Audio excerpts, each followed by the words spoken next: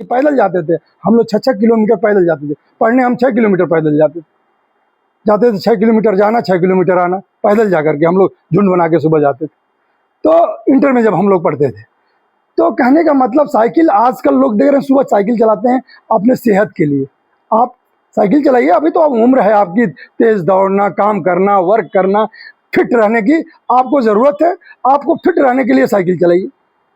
और घर वाले, मैं तो आने का आशा यही है कि अपने घर वालों को, सिर्फ आप अपने घर वालों को बचा लेंगे तो मैं जानूंगा कि मेरा आना और सर से ये समय लेना इतनी कीमती समय आपका है, क्योंकि ये समय जो चला जाएगा पुनः वापस लौट के नहीं आएगा। आएगा? नहीं आएगा। तो इसलिए एक एक मिनट, आज की जो एक मिनट है, जो आपका उद्देश्य है, जो आप आइए कोई इसी में आईएएस बनेगा, आईपीएस बनेगा, खिलाड़ी बनेगा, डॉक्टर बनेगा, प्रोफेसर बनेगा, तमाम सबके उद्देश्य अलग अलग हैं, पर जरूर हैं, सबका एम अलग है कि हमें क्या बनना है। तो जो आपका एम है उसके प्रति आप पढ़ाई के साथ साथ लगन लगा करके एक एक मिनट व्यर्थ मत गवाइए।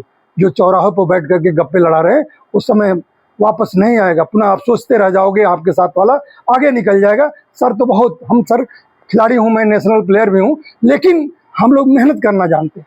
मैं आपके बीच में इसलिए आया हूँ, पुनः कहने आया हूँ कि अपने घर वालों को, यदि वो मोटरसाइकिल चलाते हैं तो उनको कहिए लाइसेंस का होना जरूरी है, और सबसे पहले हेलमेट होना चाहिए। होना चाहिए कि नहीं होना चाहिए? यदि पीछे किसी को बैठाते हैं तो उनको भी सेफ्टी के लिए पुलिस आके कहे कि हेलमेट लगाइए, तो ये बड़ा शर्म की बात है। हम स्वयं जागरूक रहें, क्योंकि हम ड्रेस पहनते हैं ना, जब स्कूल में जाते हैं तो ड्रेस पहनते हैं। तो गाड़ी मोटरसाइकिल पर एक, जैसे हम कोई ड्रेस पहने टाई ना लगाएं, पैंट पहने शर्ट न पहने, अधूरा है ना, उसी तरह मोटरसाइकिल पर हेलमेट नहीं लगाएं तो अधूरा है आप, यानी आप एक्सीडेंट के लिए दावत दे रहे हैं। उसी तरह आपको ये डिसिप्लिन है कि हेलमेट जरूरी हो, जरूर पहने। तो हेलमेट के लिए आप अपने घर वालों को प्रेरित करिए। वाहन चलाते समय अक्सर देखते हैं कान पे लगाते हैं, ऐसे कहते हैं आ रहा हूँ, यानी भगवान को भी बोल रहे हैं कि मैं ऊपर वाले हूँ, मैं आधा 50% आने वाला हूँ। समझ में आ गई बात?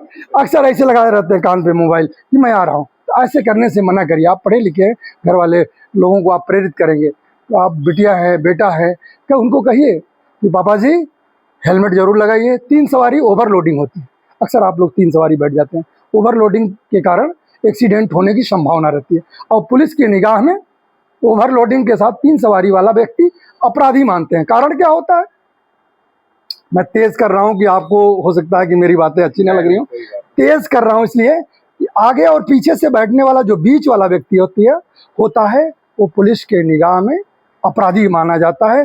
कारण क्या होता है कि वो जो, जैसे आपकी गाड़ियां हैं, पल्सर है, अपाची है, स्पीडर गाड़ियां चलाते हैं, आजकल ट्रेंड में है, जरा सा किसी माँ बहन के कान की बाली, मंगलसूत्र स्लो करते हैं और उसी स्पीड से खींचते हैं, और वो आगे वाला चलाता है और पीछे वाला, बीच वाला खींचता है, तो उसी स्पीड में निकल जाता है।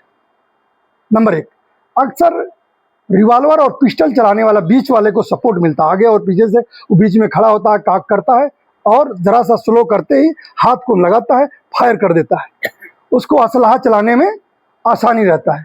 तो इसलिए हम पुलिस वाले व्यक्ति 3 व्यक्ति को ओवरलोडिंग और आम व्यक्ति नहीं मानते, अपराधी मानते हैं। हमारी निगाह में अपराधी है कि बीच वाला जरूर अपराधी होगा, इस तरह से अक्सर करते हैं। तो ये अक्सर हम लोगों की निगाह में वो अपराधी होता है। इसलिए अक्सर कोशिश करिए कि हेलमेट भी लगवाइए। 2 व्यक्ति 3 सवारी तो करिए ही नहीं, ओवरलोडिंग है।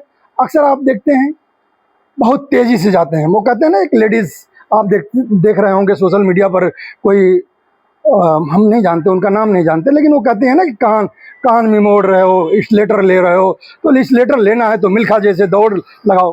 सुने होंगे आप लोग, देखे होंगे। तो ऐसे करने की जरूरत नहीं है कि स्लेटर लेंगे, स्लेटर तो आपका तेज जाएगा ही। आपको तेज करना है तो तेज पढ़ाई करिए, तेज दौड़िए, ओलंपिक में मेडल ले आइए, ऐसी तेजी करिए, ना कि मोटरसाइकिल के कान मुंह मोड़ने से। इस चीज़ को आप परहेज करिए, ओवर स्पीडिंग मत करिए, इसके कारण भी एक्सीडेंट बढ़ता है। अक्सर देखते हैं नशा करते हैं हमारे आपके घर के लोग, कोई किसी को गुटखा खाने का नशा है, किसी को पान खाने का नशा है, किसी को शराब पीने का नशा है, किसी को अफीम खाने का नशा है, तमाम तरह, किसी को पढ़ाई करने की नशा है, किसी को तमाम तरह के नशा है। हम कहते हैं अच्छा नशा करो, काट दो भैया, अच्छा नशा करो। दारू और शराब और गुटखा पान खाने से बेहतर है कि पढ़ाई की नशा करो। अपने घर वालों को, बेटा और बेटियां, सबको अपने बेटे से, अपनी बिटिया से बड़ा मोहब्बत रहता है ना। बाप को, अपने पिता को बड़ा उम्मीद रहती है कि मेरा ये बेटा, मेरी ये बेटिया एक दिन नाम करेगी, दुनिया में ऐसा काम करेगी, एक दिन मेरा नाम रोशन होगा, मेरे बुढ़ापे की लाठी बनेगी।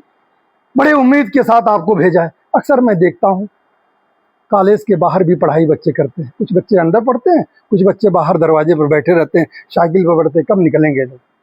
ऐसे पढ़ाई करने से क्या फ़ायदा?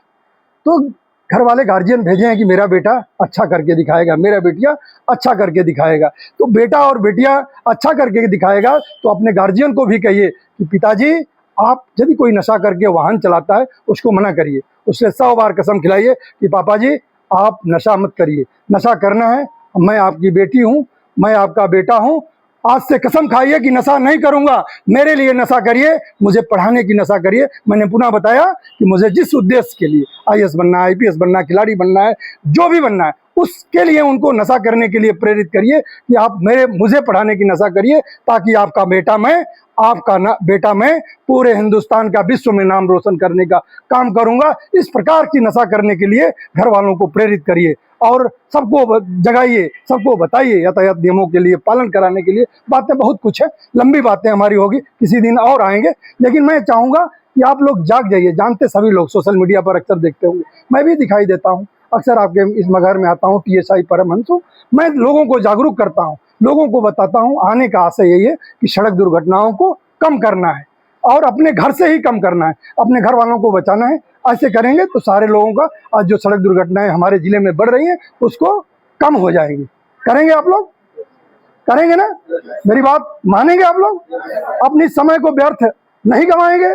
आज कसम करके खा के जाइए कि आज के बाद हम अपनी समय जो फालतू समय रोड पर गंवाते हैं, बैठ के बातें करने में गंवाते हैं, उसको कीमत में तौलिए कि आज हमने क्या किया। सोचिए मन में कि सुबह से हमने क्या किया, कितना पढ़ाई किया, कै क्लास कै घंटी पढ़ा और उसका रिवीजन कितना किया, सर ने पढ़ाया तो कितना हमारे दिमाग में आया। जब सोचेंगे, विचार करेंगे तो ऑटोमेटिक रास्ता बन जाएगा, और रास्ता बन जाएगा तो हम चलने लगेंगे।